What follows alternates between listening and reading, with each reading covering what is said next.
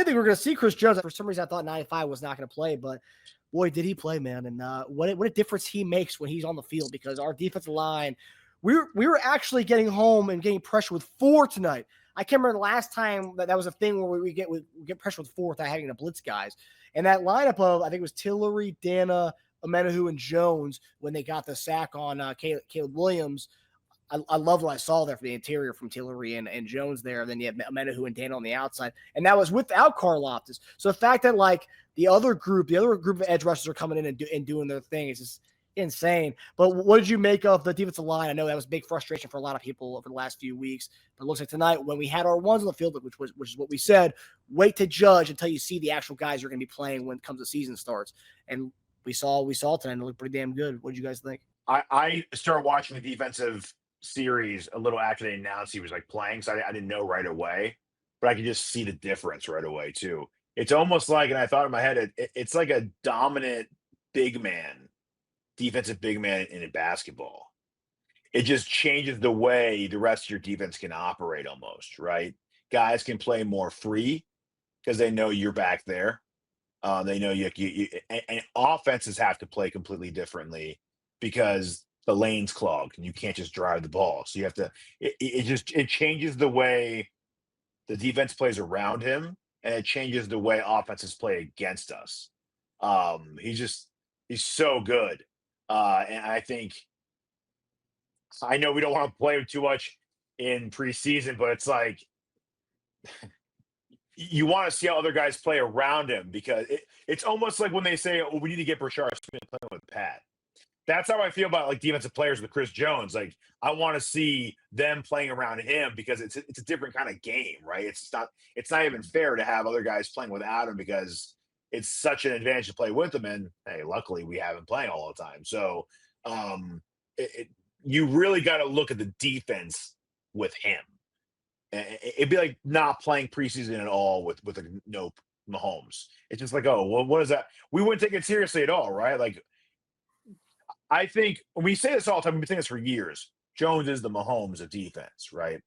And we say it, but like most people, although they love Jones, they know how integral he is. He's not that level for a lot of people. But he really is, because if Mahomes didn't play in preseason and guys were struggling on offense, everyone would make excuses for them. Everyone would be like, well, Mahomes didn't play, so who cares? Like, that's not at all what it's going to look like.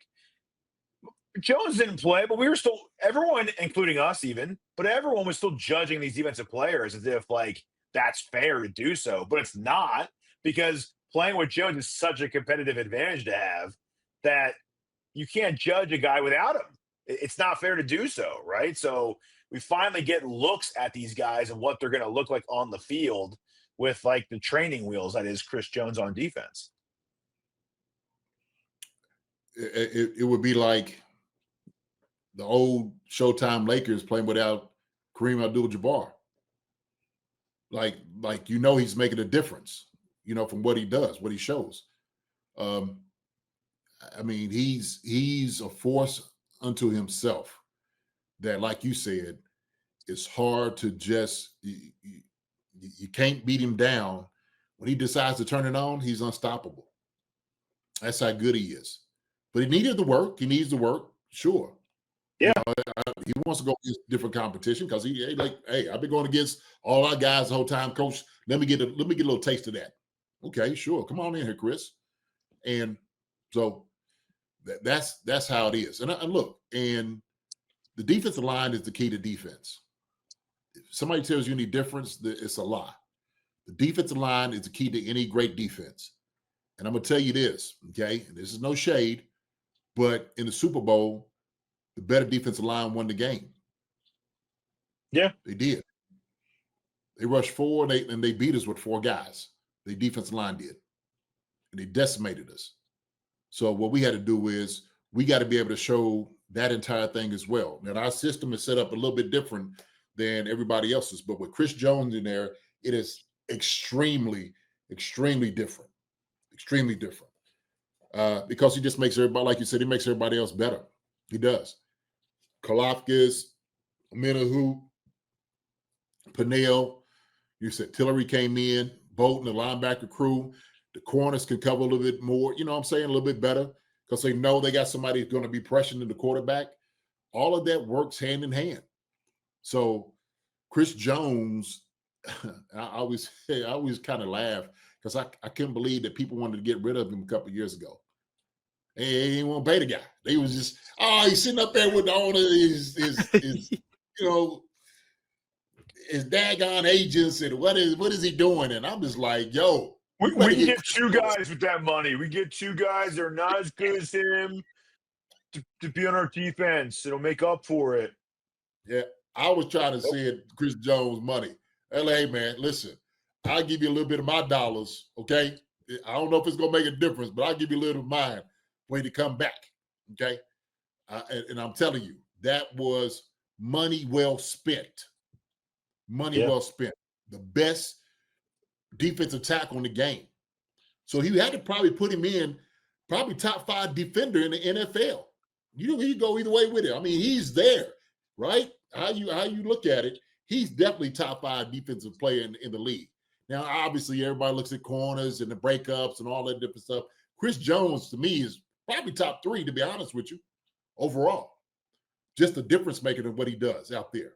So he's needed. He's needed. Yeah, I still laugh at the people who wanted us to move on from Chris Jones. I remember we were getting flack on our show, JD, because we were trying to we were saying we need to pay him. And it was like, you guys know what you're talking about. We moved on from Tyreek Hill. We can move on from Chris Jones too. It's like, well, not the same. No, it's not the same at all. Like I said, defensive line is the key to any good defense. Okay, it is. So yeah. PM15 was that for our offense. Yeah. Can't move on from PM15. Okay. Just like we can't move on from Chris Jones. So Tyreek Hill's like a badass cornerback. Yeah. Chris Jones is like a badass quarterback. It's a totally different ball game. Mm-hmm. Yep. Oh yeah. So we talked about the guys who Karlaftis played well tonight. We got to see Dana. We got to see Jones. We got to see all the main guys and the usual suspects. But then I'm seeing everyone in the chat, which is a guy I want to talk about. A guy we raved about up to the draft, Ashton Gillotte. I mean, that guy is relentless, man. Capital R, relentless. I mean, all that in a bag of chips. He may not get you sacks, but he gets sacked tonight, but he was all over it. I mean, the guy, since week 1 of preseason, he's chasing down backside plays. He's always involved. He's always around. And that was part of the reason why, even with FAU was there, he was ahead of FAU in the depth chart because he was always involved, always after it. That's a guy we've talked about for years, JD. Getting guys who are always going to have knack to be involved, relentless bull rush type guys all day long. Karlaftis was that, but Gilotte's to another level, I have to say, and I'm curious to see how his development goes in the next few years. But what did you make from Ashton Gillotte from week 1 of preseason to what we saw tonight? I think it's a big jump. I do. And what we know is when you have guys who starting to figure everything out, and this is speaking to him, and I spoke to Ashton extensively. I had a good visit with him and his family. Good people. Good people. You could just tell he's a good son, a good guy. He's about his business. He's about getting better. He's about, try to do everything right and let everything soak in. So tonight he showed up and it seemed like he got pissed off because he got the penalty. And he come back and make another play. And so it was just like, this is what he knows right now. Like, hey, man, look, you're making plays. We're asking you to do this. And he's delivering. He's delivering. So a young guy that's coming in and making plays like that on the 3rd preseason game, you have no question about him coming in and playing. Zero question about it. So I loved it. I love that he came out and he showed exactly why we drafted him when we drafted him. Seriously. So, man, shout out to Ashton, man, playing his butt off tonight. Incredible. Teja, anything to add with Ashton Gillotte? There's a picture I was just trying to send you of him taking on 3 Bears players at once. It's awesome. I want to send it to you. Let me get him. Let me at him. I get over to you right now. It just says it all about him. Just like you said, that picture is relentless. Yeah, I don't think that was a legit penalty. I agree with Trent Green on that one. I landed on him. I mean, like he was right there when he let go of that ball, so it wasn't late. I guess they just got him for landing on him. But what a star he's going to be. I think he's going to take such advantage of, again, 95 being next to him.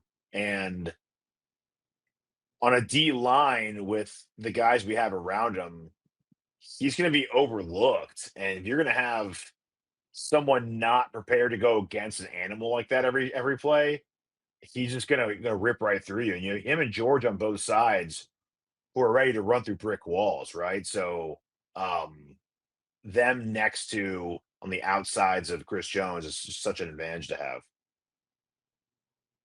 Oh yeah. You see that picture, Marcus? So where'd you send it to me?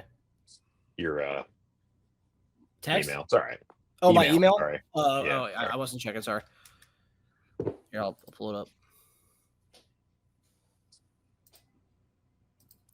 I mean, yeah, and the thing is, it's like I know we've talked about our rookies and the two guys, but like he doesn't play like he doesn't play like a rookie. Like he plays like a guy who's been in the NFL for a while, who's just one of those guys, your high energy defense end you bring in on certain downs and stuff. That's what he seems like, but he's still young. He's a kid still. It's nuts. Mm-hmm. He said Ashton like Wolverine. Kind of looks like him. He can play a Wolverine too. He could do that. Yeah. Yeah, I just extremely happy. I think he's going to develop really fast too. I don't think he's going to be a double-digit sack guy this year by any means, but you're pulling it up. Look at that.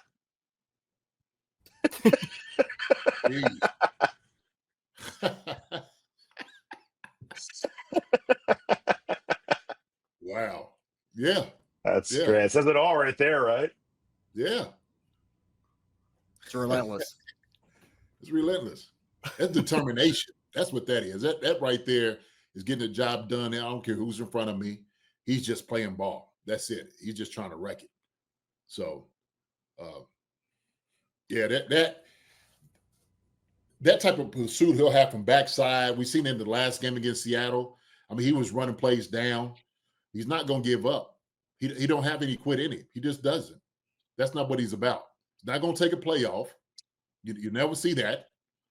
Every time he's going in, he's 100 miles an hour. That's what he's doing. So you need guys like this. You need he's hungry. Yeah. Kyle Harrison says, does Gillotte start? No, it don't matter who starts. This is a rotation. I think, Kyle, and this is what we need to understand, okay? If you have a D line that can rotate where guys don't get tired, that's the type of D line you want, okay? Because people stay fresh, all right? You want to wear one guy out. If somebody's having a good go at it, put him in. So it's not really about starting.